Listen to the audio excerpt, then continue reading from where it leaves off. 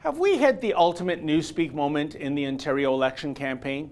You see, apparently NDP leader Andrea Horwath wants to embrace an energy strategy that means taking power off the grid and vaporizing thousands of full-time jobs in the process.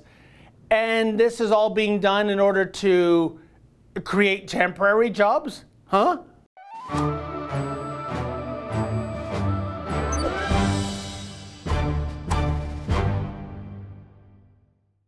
Fans of George Orwell's prophetic 1984 know that one characteristic of newspeak, the language of Oceania, is the definition of a word can mean the precise opposite of what the word seems to convey.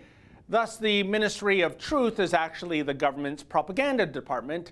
The Ministry of Love is where hideous acts of torture take place.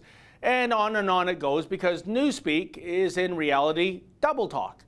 I was thinking of this Orwellian construct upon hearing the news that NDP leader Andrea Horwath wants to mothball the Pickering nuclear plant as soon as possible.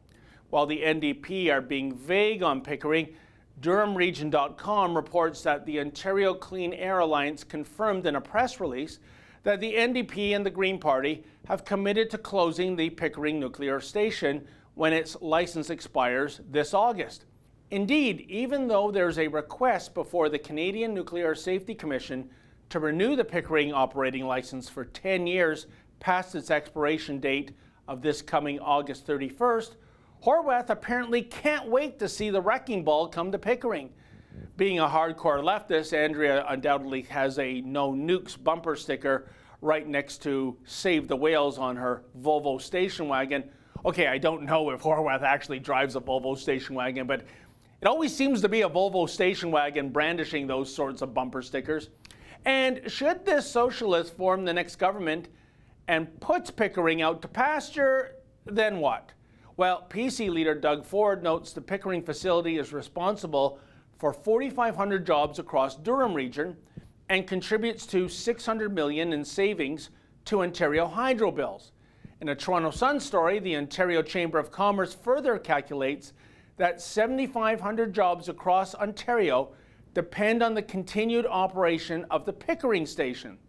As well, says Ford, closing the Pickering power plant will cost Ontario families another $600 million on their hydro bills. And in the department of the enemy of my enemy is my friend, the Liberals are on board with Doug in opposing the NDP's harebrained scheme.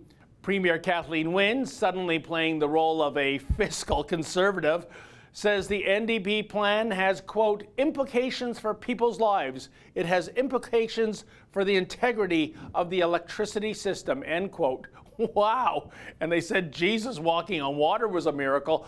While the NDP election platform does not specifically mention plans to shut down nuclear power, it does state that a key part of addressing oversupply will include, quote, an independent, fact-based evaluation of when to take Pickering offline and begin creating jobs for the decommissioning of the plant, end quote.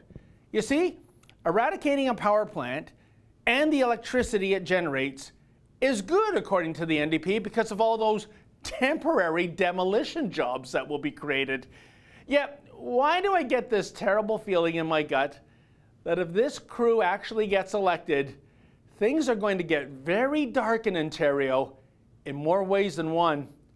For the Rebel.media, I'm David the Menzoid Menzies.